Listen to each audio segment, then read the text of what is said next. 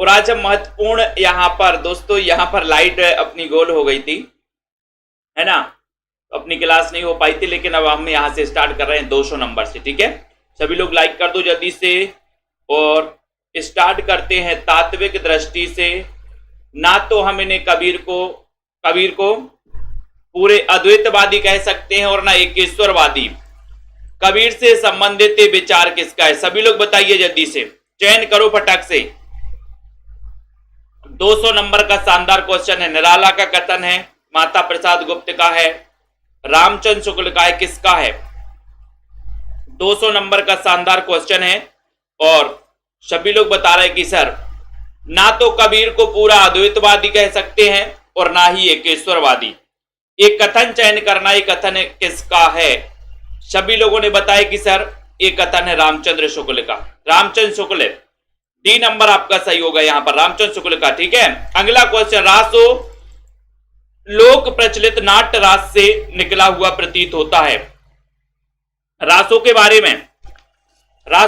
में कथन कहा गया कि रासो लोक प्रचलित नाट्य रास से निकला हुआ प्रतीत होता है। तो चयन करिए, बताएं। रासो लोक प्रचलित नाट्य रासों से निकला हुआ प्रतीत होता है। निकला हुआ, कौन निकला हुआ? हजारी प्रसाद निकला हुआ। कौन? अपन बोलते ना मेरा बच्चा निकल गया है ना, तो निकला हुआ प्रतीत होता है। कौन? बोले बच्चा। बच्चा निकला हुआ प्रतीत होता है। लोक प्रचलित है ना, लोक के प्रचलन से बच्चा निकला हुआ प्रतीत होता है। इस प्रकार से याद कर लेना। रासों से डी नंबर आपको बिल्कुल सही है ना। और आपको पता है कि बच्चे को भी रास नहीं आता, कई चीजें रास नहीं आती, है ना।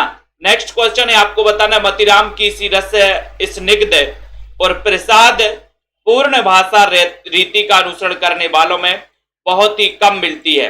एक कथन बताना है, मतिराम की सी। चयन करिए। दूसरा नंबर का क्वेश्चन है, 202 नंबर का क्वेश्चन है। बताइए हरिश्चंद्र जी, सुषमा जी, जल्दी से बताएं, चयन करें। और दोस्तों अपनी जो छुट्टी रहेगी वो 23 तारीख को तो अपना रविवार है ना, तो 23 तारीख से लेकर के 27 तारीख तक ये अपनी क्या रहेगी? क्लास की छुट्टी रहेगी। ठीक है, 9 वाली क्लास यथावत आएगी, प्रीमियर क्लास आएगी 9 वाली, है ना। तो यहां पर याद रख लेना, तो 23 से 27। ठीक है, मतिराम की सी रस स्निग्ध और प्रसाद पूर्ण भाषा रीति का अनुसरण करने वालों में बहुत ही कम मिलती है। ये कथन 202 नंबर का क्वेश्चन है और उत्तर है कि सर ये कथन है रामचंद्र शुक्ल का। बी नंबर आपका बिल्कुल सही है। ठीक है, संदेश रासक की तरह बीसल देव रासो एक गेय काव्य है, एक कथन किसका है? 203 नंबर का क्वेश्चन है। बताओ, संदेश रासक की तरह बीसल देव रासो एक गेय काव्य है। 27 तक छुट्टी रहेगी। संदेश रासक की तरह बीसल देव रासो एक गेय काव्य, कथन किसका है? डॉक्टर बच्चन से, विजय देव नारायण शाही, प्रेमचंद या फिर पंत। 23 तारीख से रहेगी और 23 से यानी कि परसों से, है ना, कल क्लास चलेगी। संदेश रासक की तरह बीसल देव रासो एक गेय काव्य है, ये कथन किसका है? कथन बताना है। 203 नंबर का क्वेश्चन है और 203 नंबर का शानदार क्वेश्चन है कि सर संदेश रासक की तरह बीसल देव रासो भी गेय काव्य है ना। और गेय काव्य, बोले सर गेय काव्य तो बच्चों का काम है। गेय काव्य किसका काव्य है? ये बच्चों का है। बोले सर संदेश भेजना भी बच्चों का काम है। संदेश रासक बीसल देव रासो बच्चन से है। ये नंबर आपका बिल्कुल सही है। श्रृंगार रस के ग्रंथों में जितनी ख्याति और जितना मान बिहारी सस्ती का हुआ उतना और किसी का नहीं। इसका एक दोहा हिंदी साहित्य में एक रत्न माना जाता है, एक रत्न माना जाता है। बताइए जल्दी से। 204 नंबर का क्वेश्चन है, शानदार क्वेश्चन आपकी स्क्रीन पर। श्रृंगार रस के ग्रंथों में जितनी ख्याति और जितना मान बिहारी सस्ती का हुआ उतना और किसी का नहीं। इसका एक दोहा हिंदी साहित्य में एक रत्न माना जाता है। ये कथन किसका है? 204 नंबर का क्वेश्चन है। 204 नंबर के क्वेश्चन में आप सभी को बताना है कथन किसका है। बताइए जल्दी से। 204 में और 204 नंबर का सभी आंसर लगा रहा है कि सर ये कथन रामचंद्र शुक्ल जी का ही है। श्रृंगार रस के ग्रंथों में जितनी ख्याति और जितना मान बिहारी सतसई का हुआ उतना और किसी का नहीं। शुक्ल जी का है कथन, दादा कहेंगे ऐसा दादा। ठीक है, विद्यापति एक और अभट्ट में लिख रहे थे तो दूसरी ओर मैथिली में। कथन किसका है? अभट्ट और मैथिली। विद्यापति के बारे में 5 नंबर का क्वेश्चन, एक और अभट्ट में लिख रहे थे तो दूसरी ओर मैथिली में लिख रहे थे। 205 नंबर का शानदार क्वेश्चन, एक और अभट्ट में लिख रहे थे तो दूसरी ओर मैथिली में लिख रहे थे। ये कथन किसका है? कथन बताना है सुभाष चंद्र जी। विद्यापति एक और अभट्ट में लिख रहे थे तो दूसरी ओर मैथिली में। ये कथन है किसका? बच्चन सिंह का। बच्चन सिंह का कथन है। बी नंबर आपका सही है। विद्यापति जी के बारे में बी नंबर राइट आंसर है।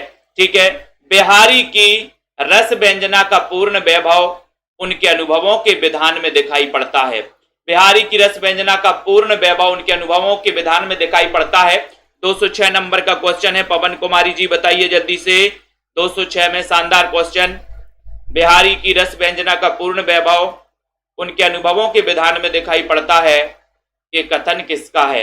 ये कथन यानी कि 206 नंबर का क्वेश्चन है। 206 का कौन कौन सही उत्तर बता रहा है? 6 नंबर में बिहारी की सी रस व्यंजना, जल्दी से बताइए। ये रामचंद्र शुक्ल का कथन है। सी नंबर आपका बिल्कुल सही हो जाएगा, सी नंबर। ठीक है, बहुत बढ़िया।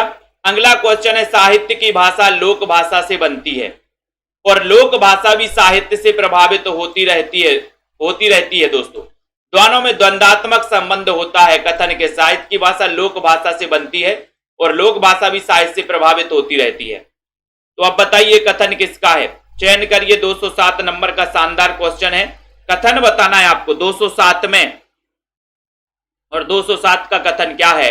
लोक भाषा साहित्य की भाषा लोक भाषा से बनती है और लोक भाषा भी साहित्य से प्रभावित होती रहती है ना।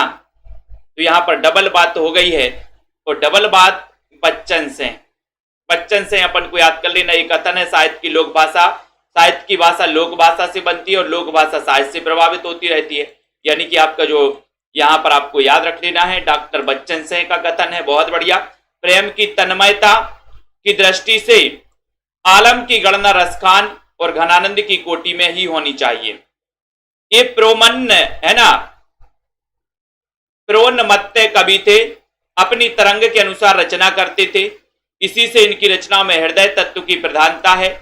प्रेम की पीर या इश्क का दर्द इनके एक एक वाक्य में भरा पाया जाता है। ये कथन किसका है ना। जैसे अपन बोल देते इश्क का दर्द, उसे कहा जाता है प्रेम की पीर, प्रेम की पीर, है ना। तो यहाँ पर प्रेम की तन्मयता की दृष्टि से आलम की गणना रसखान और घनानंद की कोटि में होनी चाहिए। आलम की गणना, आलम की गणना बताइए जल्दी से। एक 208 नंबर का क्वेश्चन है। 208 नंबर के क्वेश्चन में सभी लोग बताएंगे और ये कथन किसका हो जाएगा, है ना। तो यहां पर अपन को याद रख लेना है कि प्रेम की पीर या इश्क का दर्द। बोले सर प्रेम की पीर हो या इश्क का दर्द, इसको बहुत अच्छे से समझ सकते हैं कौन? बोले दादा शुक्ला जी समझ सकते हैं, रामचंद्र शुक्ल है ना। तो रामचंद्र शुक्ल अपन को याद कर लेना। इनसे अच्छा कोई नहीं समझ सकता कि किसको प्रेम की दर्द है, किसको इश्क का दर्द है। यही समझते थे सब, कौन कवि को काय का दर्द है ना। तो याद कर लेना है, आलम की गणना रसखान और घनानंद की कोटि में होनी चाहिए।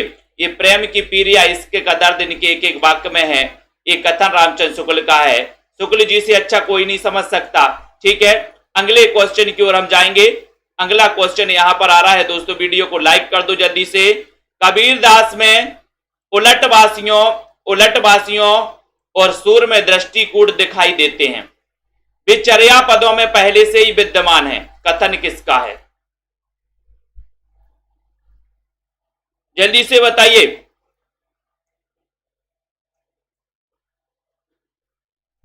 हाँ, पद्माकर भी। कबीरदास में जो लटवासियों और सूर में दृष्टिकोण दिखाई देते हैं वे चर्या पदों में पहले से ही विद्यमान हैं। ये कथन किसका है? ये कथन बताना है। उलटवासियों और सूर में दृष्टिकोण दिखाई देते हैं, चर्या पदों में पहले से विद्यमान है। 209 नंबर का क्वेश्चन है। और आपको पता है उलटबासी, है ना, आपको पता है बच्चे उलटबासी ज्यादा करते हैं।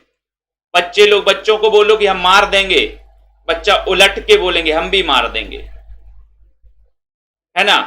तो बच्चे क्या करते हैं, उलटबासी ज्यादा करते हैं। बोले सर बच्चे, तो कबीरदास में जो उलटबासियों और सूर में दृष्टिकूट दिखाई देते हैं, है ना, ये कथन बच्चन से का है।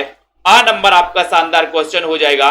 उसके बाद आते हैं तुलसी की विलक्षण प्रतिभा इस बात में है कि उन्होंने भक्त और रचनाकार की भूमिकाओं का एक साथ सफल निर्वाह किया है। भक्त और रचनाकार, भक्त मूलतः देवी शक्ति के किसी स्वरूप में आस्था रखता है, जबकि रचनाकार अपनी नास्तिकता के बाद एक मूलतः यही गया धर्मनिरपेक्ष कर्म में प्रवृत्त होता है।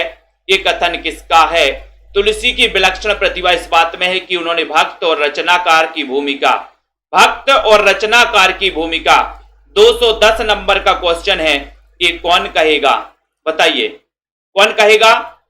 जिसको क्या पता होगा? बोले सर जिसको स्वरूप पता होगा वो ही कहेगा कि भक्त और रचनाकार की भूमिका निभाई है। भाई उनको पता है स्वरूप किसका, तुलसी का स्वरूप पता है ना।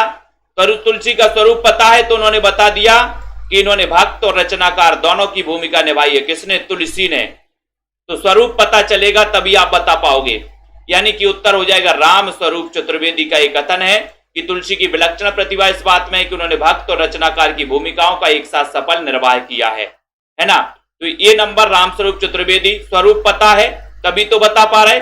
विद्यापति पदावली को आध्यात्मिक कहना, खजुराहो के मंदिरों को आध्यात्मिक कहना है। 211 नंबर का क्वेश्चन है, बहुत ही अच्छा क्वेश्चन है। विद्यापति पदावली को आध्यात्मिक कहना, खजुराहो के मंदिरों को आध्यात्मिक कहना है, ये कथन किसका है?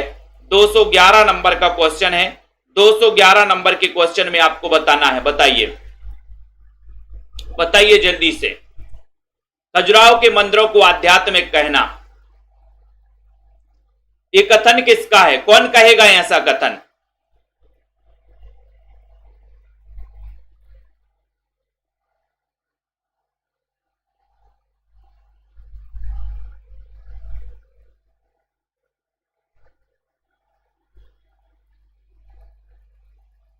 कौन कहेगा ऐसा कथन? विद्यापति पदावली को आध्यात्मिक कहना, खजुराहो के मंदिरों को आध्यात्मिक कहना है, ये कथन किसका है? शानदार कथन पूछा गया और ये कोई बच्चा ही कहेगा। बोले सर बच्चा, तो बच्चन से का कथन है कि विद्यापति पदावली को आध्यात्मिक कहना, खजुराहो के मंदिरों को आध्यात्मिक कहना है, ये कथन बच्चन से है। ये नंबर शानदार क्वेश्चन है। नाथपंथियों की एक नई जाति बन गई, ना हिंदू ना मुसलमान, ये कथन किसका है? 212 नंबर का क्वेश्चन। नाथपंथियों की एक नई जाति बन गई, ना हिंदू ना मुसलमान, कथन किसका है? फटाक से बताना है, चयन करना है। शानदार क्वेश्चन है तो जल्दी से बताइए कि कथन किसका है, कथन बताना है। नाथपंथियों की एक नई जाति बन गई, नई जाति 212 नंबर का क्वेश्चन है। 12 नंबर के क्वेश्चन में सभी लोग बता रहे हैं कि सर बच्चों की एक नई जाति बन गई, बच्चों ने एक नई जाति बना ली। बोले बच्चों की नई जाति, बच्चों की नई जाति, तो एक नई जाति बन गई किसकी? बच्चों की। तो एक नई जाति यहां पर पकड़ना है। तो ये बच्चों से बच्चन से का कथन है, नाथपंथियों की एक नई जाति बन गई, ना हिंदू ना मुसलमान, कथन है बच्चन से का। 3 नंबर आपका शानदार क्वेश्चन है। भावों का बहुत उत्कृष्ट और उदात्त स्वरूप बिहारी में नहीं मिलता, कविता उनकी श्रृंगारी है पर प्रेम की उच्च भूमि पर नहीं पहुंचती, नीचे ही रह जाती है, कथन किसका है? 213 नंबर में बताइए। भावों का बहुत उत्कृष्ट और उदात्त स्वरूप बिहारी में नहीं मिलता, कविता उनकी श्रृंगारी है पर प्रेम की उच्च भूमि पर नहीं पहुंचती, नीचे रह जाती है, नीचे ही रह जाती है, ये कथन किसका है? ये कथन बताना है, चयन करना है। तो 213 नंबर का क्वेश्चन है।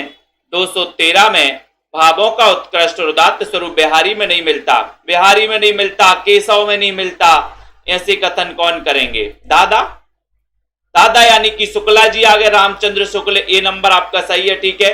उनकी श्रृंगारी, है ना, कविता उनकी श्रृंगारी है पर प्रेम की उच्च भूमि पर नहीं पहुंचती, नीचे ही रह जाती। ये सब रामचंद्र शुक्ल बताते हैं कि प्रेम की उच्च भूमि पर पहुंची है कि नहीं पहुंचे, है ना। तो यहां पर ये नंबर आपका बिल्कुल सही है। राम भक्ति काव्य में तुलसी के बाहर कुछ है वह निस्तेज है, निष्प्रभ है, कथन किसका है। राम भक्ति काव्य में अगर तुलसी के बाहर कुछ है तो वह निस्तेज है, निष्प्रभ है, उसका कोई प्रभाव नहीं है। 214 नंबर का शानदार क्वेश्चन है, सभी लोगों को आंसर बताना है और ये कथन किसका होगा बताओ। बोले सर बच्चा बच्चा भी तुलसीदास जी के बारे में बोलता है कि तुलसीदास राम भक्ति धारा के महान कवि हैं, है ना। तो राम भक्ति काव्य में तुलसी के बाहर जो कुछ है वह निस्तेज है, निष्प्रभ है ना। तो ये अपन को याद कर लेना। 214 नंबर का क्वेश्चन है और 214 में ये कथन भी बच्चन सिंह का है। बच्चन सिंह का कथन सी नंबर, राम भक्ति काव्य में तुलसी के बाहर कुछ है तो वह निस्तेज है, निष्प्रभ है, कथन बच्चन सिंह का है। डॉक्टर सी नंबर आपका बिल्कुल सही है। घनानंद साक्षात रसमूर्ति हैं और ब्रजभाषा काव्य के प्रधान स्तंभों में है, कथन किसका है। 215 नंबर का क्वेश्चन है, जल्दी से बताइए।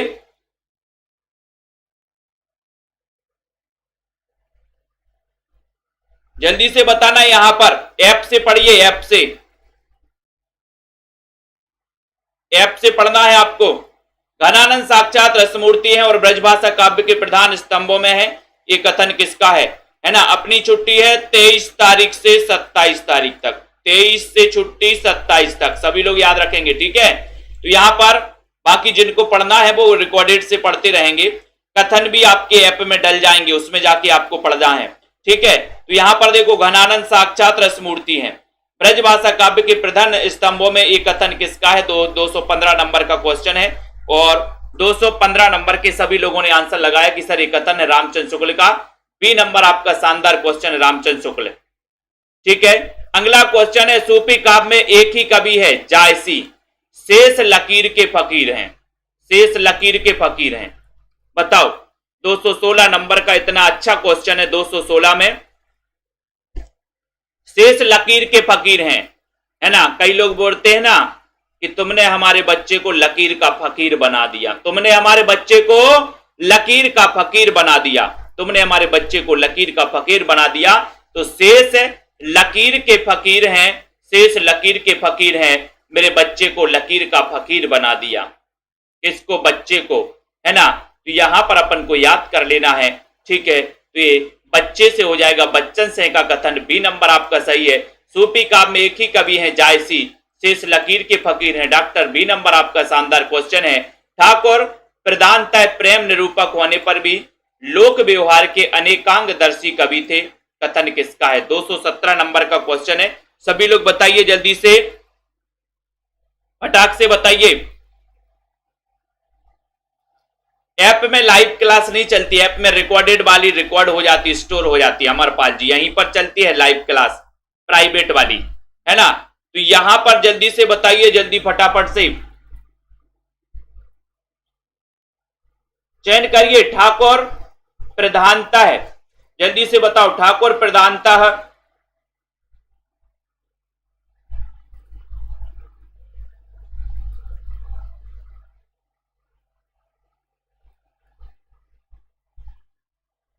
जल्दी से चयन करिए। ठाकुर प्रधानतः प्रेम निरूपक होने पर भी लोक व्यवहार के अनेकांगदर्शी कवि थे। 217 में और 217 में ये जो कथन है वो कथन है रामचंद्र शुक्ल का, यानी कि आ नंबर आपका शानदार क्वेश्चन है, ए नंबर रामचंद्र शुक्ल, ठीक है। सूर सागर समाप्त होकर भी असमाप्त रहता है, ये कथन किसका है। बहुत अच्छा क्वेश्चन। सूर सागर समाप्त होकर भी असमाप्त रहता है, असमाप्त रहता है, कथन किसका है। शानदार कथन पूछा गया है, सूर सागर समाप्त होकर भी असमाप्त रहता है, डॉक्टर बच्चन सिंह, निराला, नंदुलाल वाजपेयी, डॉक्टर देवराज। 218 नंबर का बहुत ही शानदार क्वेश्चन है, सूर सागर समाप्त होकर भी असमाप्त रहता है, कथन, कथन बताना है और ये कथन किसका है। सूर सागर, सूर सागर समाप्त होकर भी असमाप्त रहता, असमाप्त, है ना। बोले सर ये कथन तो बच्चन सिंह का ही है, सूरसागर समाप्त होकर भी असमाप्त रहता है। किसका? बोले बच्चों का सूरसागर समाप्त होकर भी असमाप्त रहता है। बच्चों का सूरसागर समाप्त होकर भी, किसका? बच्चों का। बच्चों का सूरसागर समाप्त होकर भी असमाप्त रहता है, बच्चों का। तो ये कथन बच्चन सिंह का हो जाएगा। ठीक है, अगले क्वेश्चन की ओर हम जाएंगे। अगला क्वेश्चन आपकी स्क्रीन पर आ रहा है, बहुत ही बढ़िया तरीके से आ रहा है। ठीक है, यहां पर आते हैं दोस्तों, ऋतु वर्णनों में द्विजदेव के हृदय का उल्लास उमड़ पड़ता है। कथन किसका है? ऋतु वर्णनों में द्विजदेव के हृदय का उल्लास उमड़ पड़ता है। 219 नंबर में 219 नंबर का कथन है, ऋतु वर्णों में द्विजदेव के हृदय का उल्लास उमड़ पड़ता है। कथन किसका है? निराला का, कामता प्रसाद गुरु, हजारी प्रसाद द्विवेदी, रामचंद्र शुक्ल का। 219 का शानदार क्वेश्चन है और 219 में सभी लोग आंसर बता रहे हैं कि सर ऋतु वर्णनों में द्विजदेव के हृदय का उल्लास उमड़ पड़ता है, ये कथन है। ये कथन किसका है? ये कथन 219 में, और 219 में कथन रामचंद्र शुक्ल का है। डी नंबर आपका सही है, डी नंबर बहुत बढ़िया। आधुनिक शब्दावली में हनुमान वाहक मृत्यु पीड़ा की चीख कहां, आधुनिक शब्दावली में हनुमान वाहक मृत्यु पीड़ा की चीख कही जाएगी, कही जाएगी। ये कथन किसका है? कही जाएगी, बताइए। आधुनिक शब्दावली में हनुमान वाहक मृत्यु पीड़ा की चीख कही जाएगी। डॉक्टर देवराज बच्चन से 220 नंबर का क्वेश्चन है, बताइए। बोले सर मृत्यु की पीड़ा की चीख, मृत्यु की पीड़ा की चीख किसने सुनी? है ना, बच्चों ने सुनी। मृत्यु की पीड़ा की चीख किसने सुनी? बच्चों ने। तो डॉक्टर बच्चन से डी नंबर आपका शानदार क्वेश्चन है, मृत्यु की पीड़ा की चीख बच्चों ने सुनी है। डी आपका बहुत ही बढ़िया क्वेश्चन है। ठीक है, हम पंडित महावीर प्रसाद द्विवेदी को पद रचना की एक प्रणाली के प्रवर्तक के रूप में पाते हैं। कथन किसका है? शानदार कथन है और जल्दी से बताइए, चयन करिए दोस्तों। हम पंडित महावीर प्रसाद द्विवेदी को पद रचना की एक प्रणाली के प्रवर्तक के रूप में पाते हैं। कथन किसका है? 221 नंबर का शानदार कथन है। 221 में हम पंडित महावीर प्रसाद द्विवेदी को पद रचना की एक प्रणाली के प्रवर्तक के रूप में पाते हैं। 221 नंबर का क्वेश्चन है। 221 नंबर के क्वेश्चन में आपको चयन करना है और आपका उत्तर है कि सर ये जो कथन है कि महावीर प्रसाद द्विवेदी को पद रचना की प्रणाली के प्रवर्तक के रूप में पाते हैं, ये कथन है रामचंद्र शुक्ल जी का। बी नंबर आपका बिल्कुल शानदार क्वेश्चन है। अगला क्वेश्चन है कि है पृथ्वीराज रासो एक राजनीतिक महाकाव्य है।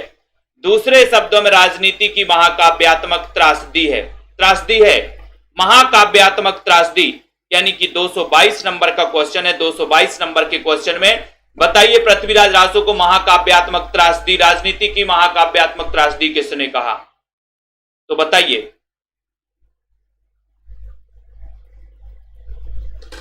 चयन करिए जल्दी से, बहुत ही शानदार क्वेश्चन है कि राजनीति की महाकाव्यात्मक त्रासदी किसने कहा है, ये आपको बताना है।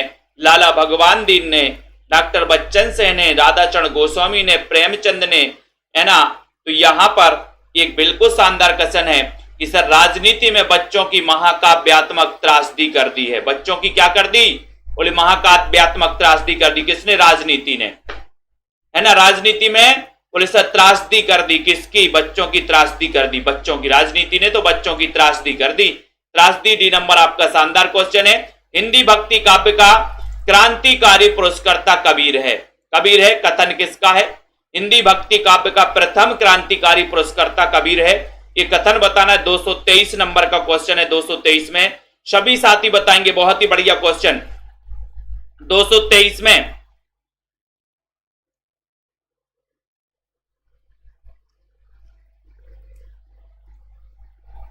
हिंदी भक्ति काव्य का प्रथम क्रांतिकारी पुरस्कर्ता कबीर है, ये कथन किसका है?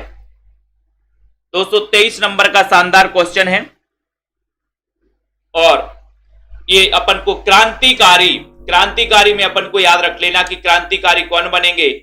बच्चे। बोले सर क्रांतिकारी बनेंगे। बच्चे क्या बनेंगे? क्रांतिकारी बनेंगे, बच्चे। तो यहां पर अपन को क्रांतिकारी पुरस्कर्ता कबीर हैं, ये कथन है। डॉक्टर बच्चन सिंह का डी नंबर आपका बिल्कुल सही है। बोले सर बच्चे क्या बनेंगे? क्रांतिकारी पुरस्कर्ता बनेंगे। बच्चे बनेंगे ना क्रांतिकारी पुरस्कर्ता, बहुत बढ़िया। अगला क्वेश्चन है बहु वस्तु स्पर्शनी प्रतिभा निराला जी में है, ये कथन किसका है? बहु वस्तु स्पर्शनी प्रतिभा निराला जी में है। 224 नंबर का क्वेश्चन है, सभी लोग चयन करेंगे। बहुत ही शानदार क्वेश्चन है, बताइए बहु वस्तु स्पर्शनी प्रतिभा निराला जी में कथन किसका है? 224 में। आज लाइट बहुत परेशान कर रही है दोस्तों दिन भर से, है ना। तो यहां पर 224 नंबर का शानदार क्वेश्चन है और सभी लोग आंसर जा रहा है कि सर बहु वस्तु स्पर्शनी प्रतिभा एक ही व्यक्ति में थी और वो थे कौन? रामचंद्र शुक्ल। ये बहु वस्तु को स्पर्श करने वाले थे, है ना, बहुत सारी चीजों को जानने वाले थे। आ नंबर आपका सही है।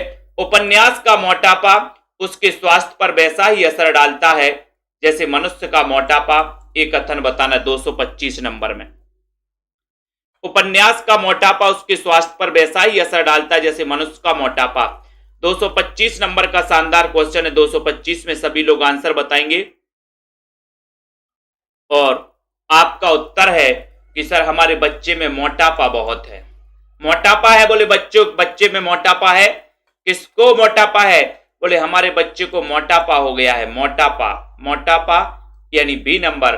उपन्यास का मोटापा उसके स्वास्थ्य पर वैसा ही असर डालता है जैसे मनुष्य का मोटापा, कथन है डॉक्टर बच्चन सिंह का।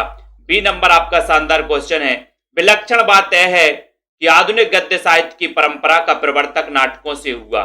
बताओ, विलक्षण बात यह है कि आधुनिक गद्य साहित्य की परंपरा का प्रवर्तन नाटकों से हुआ है, कथन किसका? बहुत ही शानदार क्वेश्चन है। वीडियो को लाइक कर दीजिए और दोस्तों इतना शानदार क्वेश्चन आपसे पूछा गया है, फटाफट से लाइक करिए जल्दी से।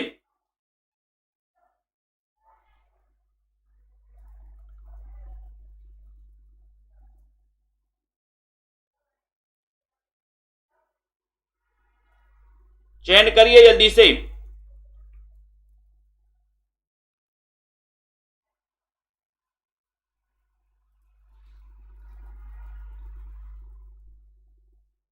और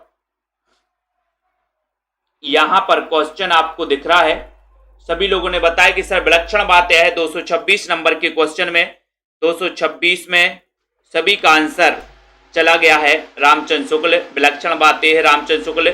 डी नंबर आपका शानदार क्वेश्चन है। रीतिकालीन कवि कविता के सौदागर थे। सौदागर, बहुत अच्छा, कविता के सौदागर थे रीतिकालीन कवि। रीतिकालीन कवि कविता के सौदागर थे, कथन किसका है? 227 नंबर का क्वेश्चन है। कविता के सौदागर थे 227 में। रीतिकालीन कवि कविता के सौदागर थे, ये कथन किसका है? पदम से शर्मा का, बच्चन से, नामवार से, विजय देव नारायण शाही का।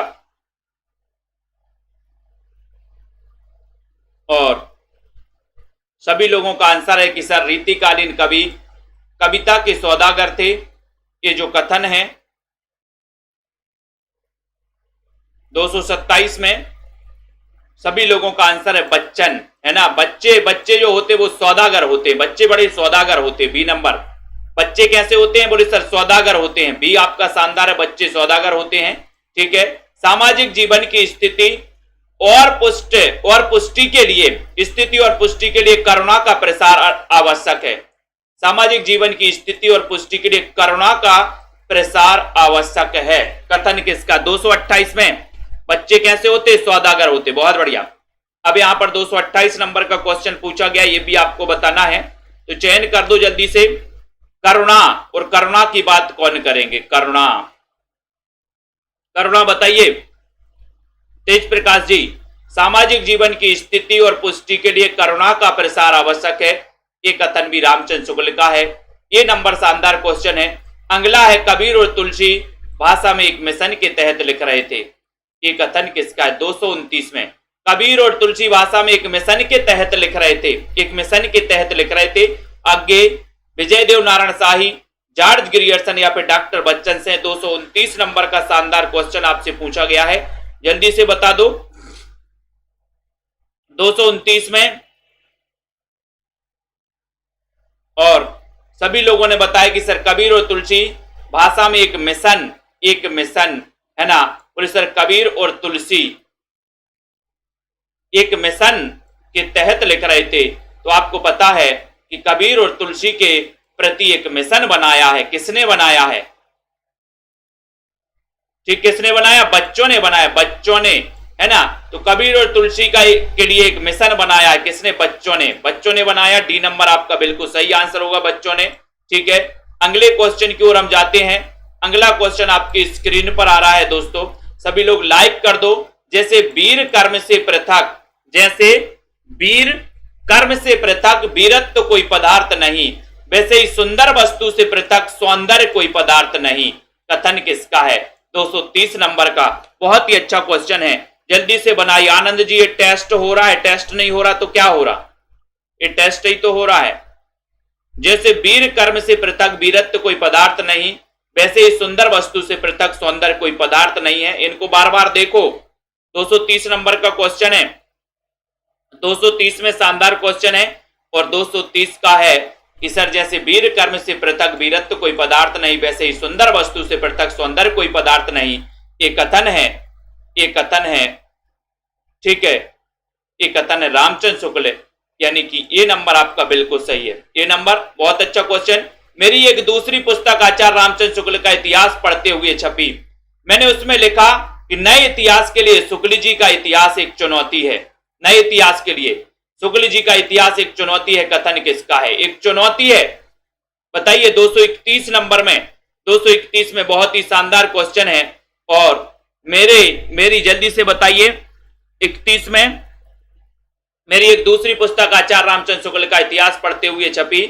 मैंने उसमें लिखा कि नए इतिहास के लिए शुक्ल जी का इतिहास एक चुनौती है।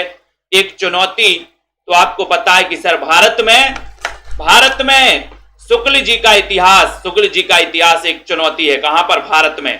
भारत में तो एक कथन भारतेंदु जी का है। ये नंबर याद रख लेना, है ना। आप लोग तो वही में थे कि एक कथन बच्चन का आ रहा है, एक कथन आ रहा है रामचंद्र शुक्ल का।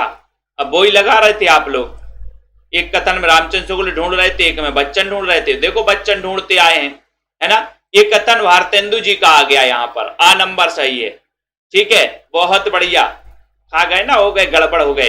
तुलसी की वाणी एक और तो व्यक्तिगत साधना के मार्ग में विरागपूर्ण शुद्ध भगवत भजन का उपदेश करती है, दूसरी ओर लोकपथ में आकार पारिवारिक और सामाजिक कर्तव्यों को सौंदर्य दिखाकर मुग्ध करती है। कथन किसका? 232 नंबर का प्रश्न बताना है। 232 में, 232 का शानदार क्वेश्चन। पकड़ी गई ना? पकड़े गए, बहुत बढ़िया, है ना। 232 का क्वेश्चन बताइए जल्दी से। तुलसी की वाणी एक और व्यक्तिगत साधना के मार्ग में विरागपूर्ण शुद्ध भगवत भजन का उपदेश करती है, दूसरी ओर लोकपथ में आकर पारिवारिक और सामाजिक कर्तव्यों का सौंदर्य दिखाकर मुग्ध करती है। तो शुद्ध भगवत भजन कौन करता है? हिंदी साहित्य में शुद्ध भगवत भजन कौन करता है? तो शुद्ध भगवत भजन करते बोले सर कौन? रामचंद्र शुक्ल। ये शुद्ध भगवत भजन करते हिंदी साहित्य का, तो ये रामचंद्र शुक्ल। बी नंबर आपका सही है, शुद्ध भगवत भजन। कामायनी की दूरी जिस श्रद्धा पर आधारित है वह बदले हुए युग की देन है। कथन किसका है? कामायनी की दूरी जिस श्रद्धा पर आधारित है वह बदले हुए युग की देन है। 233 नंबर का क्वेश्चन है। 233 नंबर में आपको बताना है, बताइए, चयन करिए। कामायनी की दूरी जिस श्रद्धा पर आधारित है वह बदले हुए युग की देन है। और आपको बताइए, जल्दी से बताओ किसका कथन है। 233 नंबर का क्वेश्चन है, कथन बताइए।